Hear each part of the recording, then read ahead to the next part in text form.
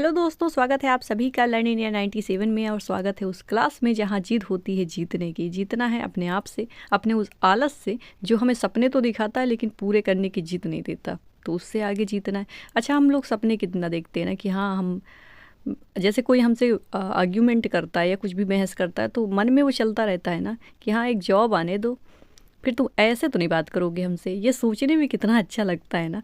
उसके लिए बस सोचना नहीं है, पढ़ना भी पड़ेगा। तो सोचने का काम हो गया बंद, अब है कुछ करने की बारी, क्योंकि सोचते रहेंगे तो सोचते सोचते अब उम्र जा रही यार, कब तक सोचोगे, है ना। तो देवियों और सज्जनों, शुरू करते हैं आज की क्लास को। पहला क्वेश्चन, मधुबनी चित्रकला के लिए उपयोग किया जाता है। जो मधुबनी चित्रकला है, जिसके लिए जाना जाता है मिथिलांचल बिहार का, तो इसमें जो रंग होता है ना, मतलब वो रंग के बारे में पूछ रहा है, किस कलर का उपयोग करते हैं। तो इसमें ना तो पोस्टर रंग होता है, ना ही फाइबर रंग होता है, सोने चांदी का घोल बिल्कुल नहीं होता। इसमें होता है चावल के रंगीन पाउडर का इस्तेमाल, नेचुरल कलर का इस्तेमाल करते हैं और बहुत अच्छी पेंटिंग बनाते हैं। मैं दिखा देती हूँ आपको थोड़ा सा। यही मिथिलांचल की बेस्ट पेंटिंग्स। मिथिलांचल जाना जाता है अपनी इस मधुबनी पेंटिंग के लिए। अगला, पृथ्वीराज जो तृतीय है और मोहम्मद गौरी के बीच निर्णायक युद्ध कब हुआ था। तो पृथ्वीराज चौहान तृतीय जो, उनके बीच और मोहम्मद गौरी के बीच दो युद्ध होते हैं। इससे हमें सीखना चाहिए एज अ स्टूडेंट कि जैसे मोहम्मद गौरी और पृथ्वीराज चौहान दोनों से सीखना चाहिए, है ना। पृथ्वीराज चौहान से सीखना चाहिए कि जैसे उसने पहली बार जो युद्ध हुआ था 1191 में प्रथम युद्ध हुआ था, उसमें मोहम्मद गौरी की हार हो गई थी। लेकिन पूछ रहा है निर्णायक, ये निर्णायक नहीं था। फिर उसने 1 साल मोहम्मद गौरी ने लगातार तैयारी की और उसको पराजित कर दिया। तो पृथ्वीराज चौहान से मतलब को ये सीखने की ज़रूरत थी। भाई उनको नज़र रखना चाहिए था कि भाई हमारा दुश्मन, हमारा जो शत्रु है, वो कैसी तैयारी कर रहे। ठीक इसी प्रकार हमें अपने सिलेबस की जैसा कटऑफ गया है उस पर नज़र रखनी चाहिए कि वो इससे हाई जाने वाला है। ठीक है, तो वैसे ही आपको तैयारी करनी चाहिए। और मोहम्मद गौरी से आप तो बहुत सारी चीज़ें सीख सकते हो। भाई वो लगातार 1 साल तैयारी किया और वापस अटैक करता है और आते ही बस ख़त्म, है ना। तो ऐसे ही हम लोगों को भी करना है अगस्त में, जो कि बिहार TRE 3 पे। तो इसका आंसर हो जाएगा 1192।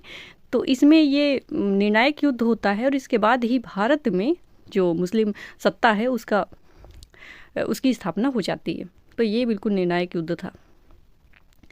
अगला क्वेश्चन है, तंजावुर जो कि तमिलनाडु में है, उसका बृहदेश्वर मंदिर जो भगवान शिव को समर्पित है, उसका निर्माण किस चोल राजा ने करवाया था। तो पहली बात तो आपको ये कंफर्म हो गया, तंजावुर में है मंदिर। तंजावुर का है तमिलनाडु में।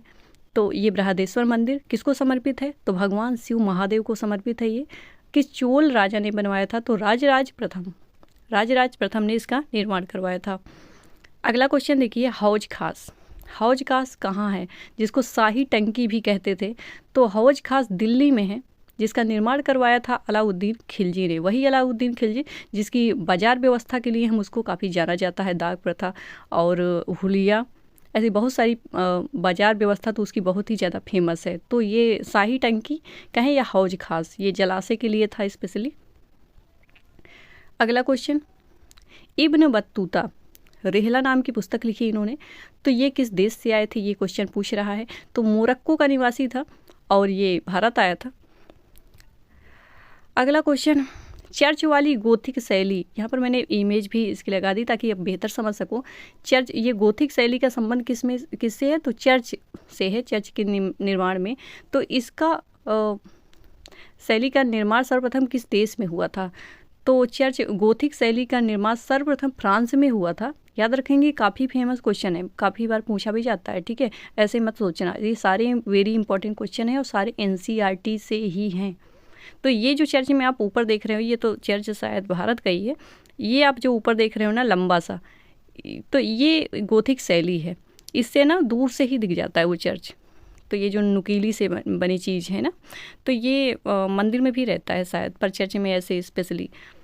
तो ये क्या है, गोथिक शैली। अगला क्वेश्चन है, हौज सुल्तानी। कंफ्यूज मत होना, हौज खास जो शाही टंकी है वो अलग है, हौज सुल्तानी इसका भी निर्माण जलाशय के लिए ही है, पानी से संबंध है बिल्कुल इसका। इसका निर्माण करवाया था नहीं सॉरी, इसका निर्माण करवाया था इल्तुतमिश ने।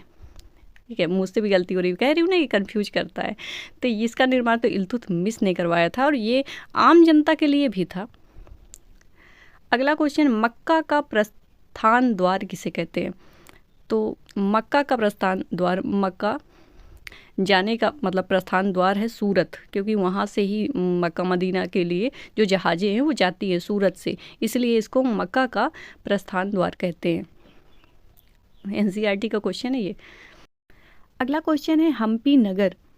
हम्पी नगर किन दो नदी घाटियों में, नदी होना चाहिए ना, नदियों की घाटी में स्थित है? तो हम्पी जो कि कृष्णा और तुंगभद्रा नदी के बीच में, नदी घाटी के बीच में स्थित था।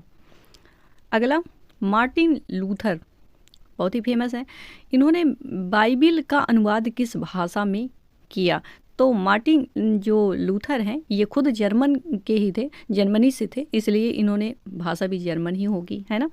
थोड़ा उसके बारे में जान लेते हैं ना तो हमेशा याद रहता है। तो मार्टिन लूथर कहाँ के थे? जर्मनी के निवासी थे। तो किस भाषा में अनुवाद किए? जर्मन भाषा में। अगला क्वेश्चन है, सम्राट अशोक कहाँ का शासक था? तो महान सम्राट अशोक जो है मगध का शासक था, जो कि चंद्रगुप्त मौर्य के बाद जो सबसे ज़्यादा महान शासक किसी को कहा गया तो वो अशोक है, जो कि बिंदुसार का पुत्र था। अगला क्वेश्चन, किस युद्ध को जीतने के बाद अशोक का मन दुख से भर गया? तो ये युद्ध होता है कलिंग का। कलिंग के युद्ध के बाद उसका मन एकदम युद्ध से भर जाता है और वो ऐसी घोषणाएं करता है कि वो अभी कभी युद्ध नहीं करेगा और वो बौद्ध धर्म को अपना लेता है। इसके बाद इसीलिए उसको महान कहा जाता है। इसलिए भी मतलब सम्राट तो वो वैसे भी है क्योंकि एक बहुत बड़े भूभाग का वो राजा था इकलौता। तो और इसके अलावा उसने जो ये निर्णय लिया ना कि अब वो युद्ध नहीं करेगा, तो उसकी उदारता के लिए उसको महान कहा जाता है। तो महान, अशोक महान कहते हैं ना, तो ये उदारता के लिए उसके। अगला क्वेश्चन, सर्वप्रथम ब्राह्मी लिपि को पढ़ने का श्रेय जाता है? तो ये ईस्ट इंडिया कंपनी के अधिकारी के रूप में इनकी नियुक्ति होती है। तो सबसे पहले इन्होंने पढ़ा था जेम्स प्रिंसिप। ब्राह्मी लिपि को पढ़ने का श्रेय जाता है। अगला क्वेश्चन है, भारत में कागज का उपयोग किस शताब्दी के आसपास हुआ था? तो कागज का आविष्कार हुआ था चीन में, आप सब जानते हो, लेकिन इसका भारत में इसका उपयोग 13वीं शताब्दी के आसपास हुआ था। अगला क्वेश्चन देखिए, सुदर्शन झील का सर्वप्रथम, पूछ रहा है सर्वप्रथम निर्माण किसने करवाया? तो सबसे पहले इसका निर्माण करवाया था चंद्रगुप्त मौर्य ने। और सुदर्शन झील कहाँ? तो ये सौराष्ट्र में गिरनार की पहाड़ियों के बीच में स्थित है सुदर्शन झील। ठीक है, तो ये क्लास हो जाती है यहीं पर समाप्त। कैसी लगी क्लास और आपको किस टॉपिक पर वीडियो चाहिए, आप लोग ज़रूर मुझे कमेंट करके बता दिया करो। Thank you for watching.